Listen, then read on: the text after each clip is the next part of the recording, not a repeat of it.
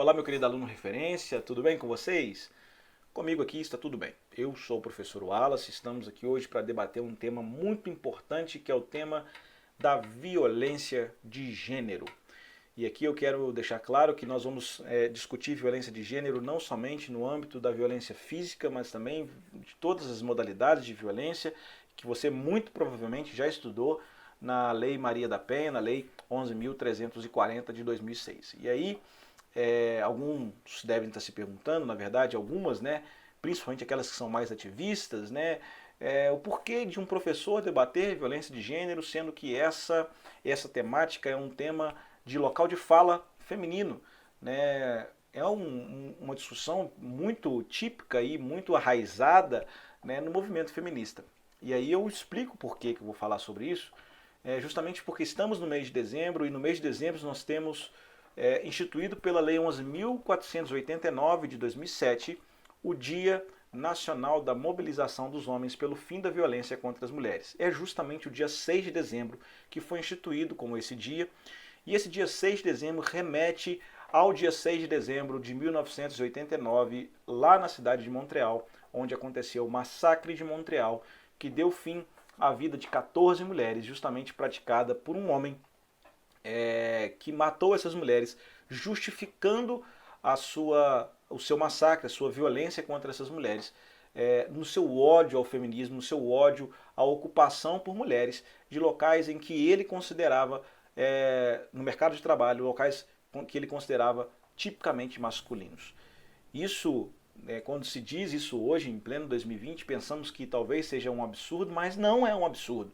Discutir a posição da mulher na sociedade em determinados pontos estratégicos, em determinadas profissões que são historicamente ocupadas pelo sexo masculino, é algo que precisa ser feito e é algo que precisa estar no debate constante, justamente para que a sociedade não se esqueça que é preciso se oportunizar, não somente para homens, mas também para as mulheres, todo tipo de trabalho, todo tipo de emprego, todo tipo de atividade que essas pessoas queiram participar e queiram fazer. Ok, senhores? Então é por isso que nós vamos falar, por isso que eu aqui, homem, estou falando sobre violência de gênero, justamente porque temos esse dia instituído e eu quero aqui participar então dessa mobilização falando um pouco sobre violência contra as mulheres. E aí eu quero voltar um pouquinho na história e contar para os senhores o que aconteceu nesse massacre, quem foi esse autor, quem foi esse indivíduo que praticou o massacre contra essas mulheres. Mas para isso eu quero que você dê o seu like nesse vídeo, né? Aí já clica aí no gostei, já vai lá, se inscreve no canal, ativa as notificações no sininho, esteja aí interagindo conosco nos seus comentários, qualquer dúvida, qualquer informação que você tiver a respeito desse caso que a gente vai narrar aqui, ponha nos comentários, né?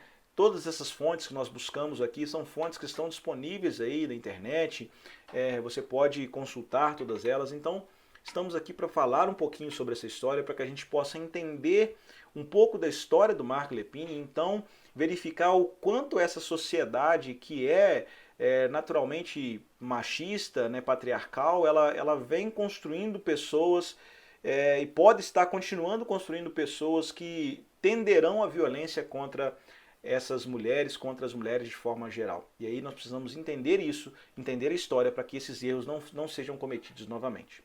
Ok? Vamos lá então a nossa história aqui.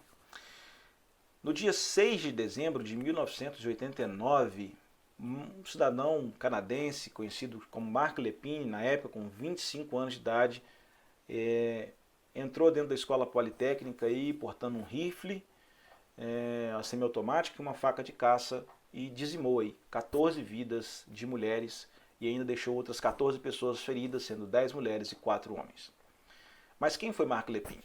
Marc Lepine, na verdade, não nasceu Marc Lepine. Marc Lepine nasceu com o nome de Gamil Rodrigue Lias Garbi. Ele é filho aí de um imigrante argelino chamado Rachid Lias Garbi, que foi casado com uma enfermeira canadense de nome Monique Lepine. Esse casamento aí resultou em 2 filhos, o Gamil e a Nádia. O Gamil nasceu em outubro de 1964 e a Nádia era a irmã mais nova aí do Gamil.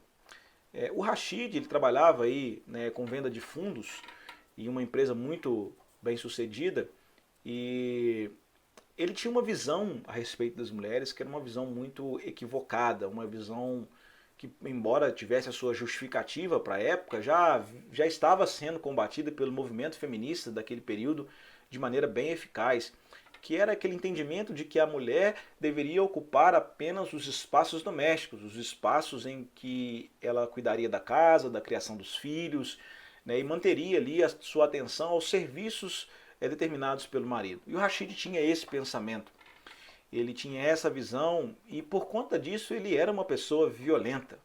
Ele não somente com os filhos, não somente com a esposa.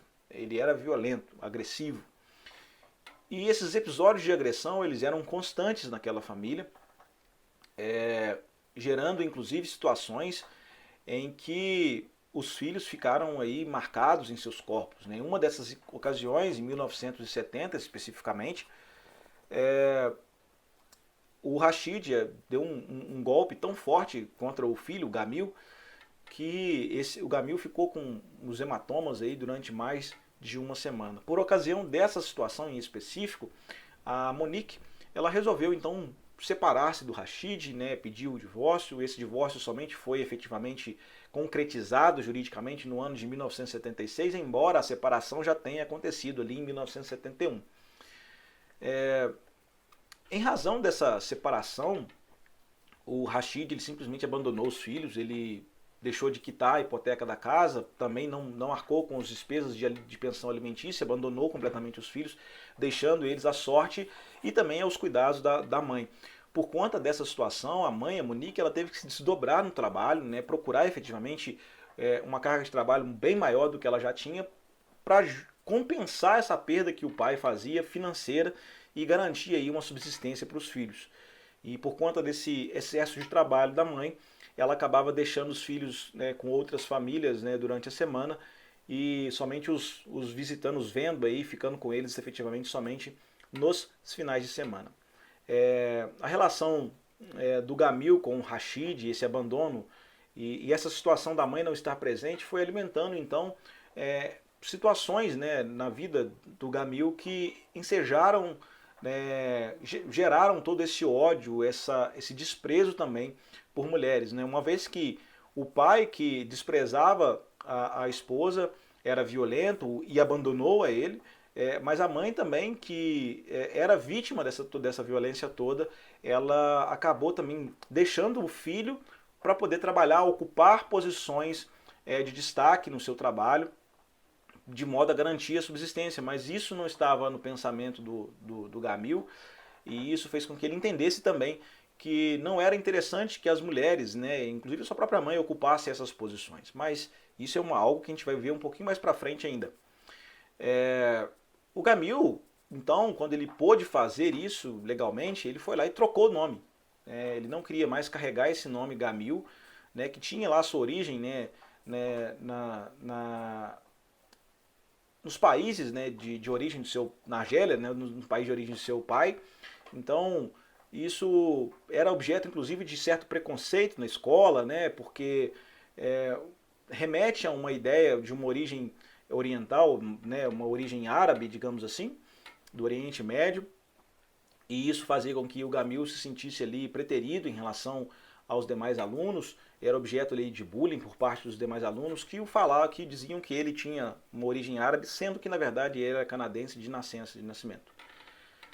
Além disso, ele tinha ali uma característica de timidez muito, muito peculiar, né? Ele não tinha muitos amigos e era uma pessoa de poucas relações sociais, o que era aumentado ainda pelo bullying que sofria da própria família, né? Da própria irmã, inclusive, que o criticava por conta das acnes que ele possuía no rosto e questionava dele nunca conseguir uma namorada e etc. E isso fazia com que ele se retraísse ainda mais e se tornasse uma pessoa muito mais tímida.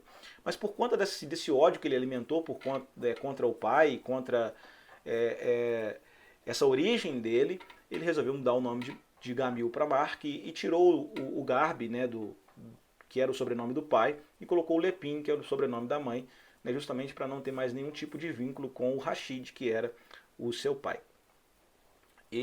Mark, então, né, agora Mark, ele foi descrito aí pelos registros históricos como uma pessoa tímida, uma pessoa que mantinha lá suas médias, né, acima da média normal das pessoas, né, um estudioso regular, embora a sua relação familiar não fosse das mais bem-sucedidas, ele tinha ali a sua relação, né, educacional, digamos, saudável, uma relação normal, embora ele não fosse uma pessoa muito sociável. Quando foi em 1982,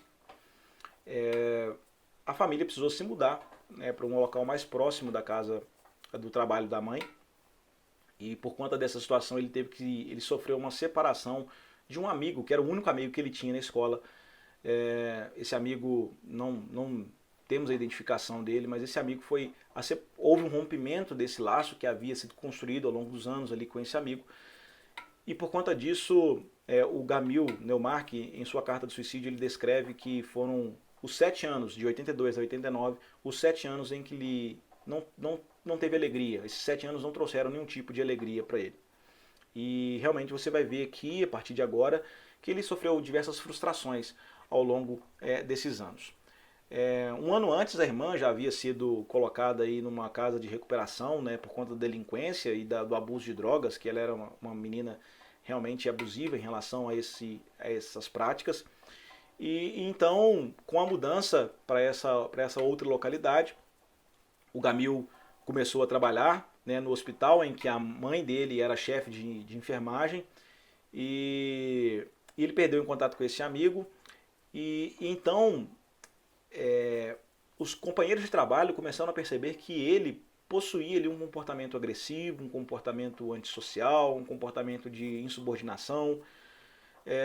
Mas mesmo assim ele trabalhava nesse hospital e ele iniciou então uma faculdade que ele nunca terminou. Né? Quando foi em 86 ele resolveu sair de casa, da casa da mãe, e foi morar sozinho. Então aí ele se reencontrou com esse amigo dele, né, do colégio. E aí ele foi morar junto com esse amigo dele. Tentou então ingressar na escola politécnica, onde ele praticaria o massacre, e isso em 87.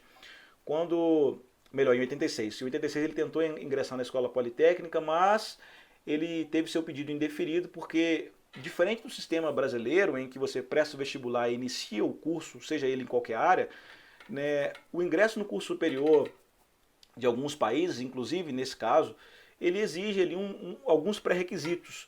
E esses pré-requisitos são cumpridos em cursos pré-universitários. E o Gamil, no Mark, ele não tinha esses cursos pré-universitários que justificassem, que permitissem que ele entrasse na Escola Politécnica de Montreal, e por conta dessa ausência desses pré-requisitos, ele não foi admitido nesse primeiro pedido dele em 1986.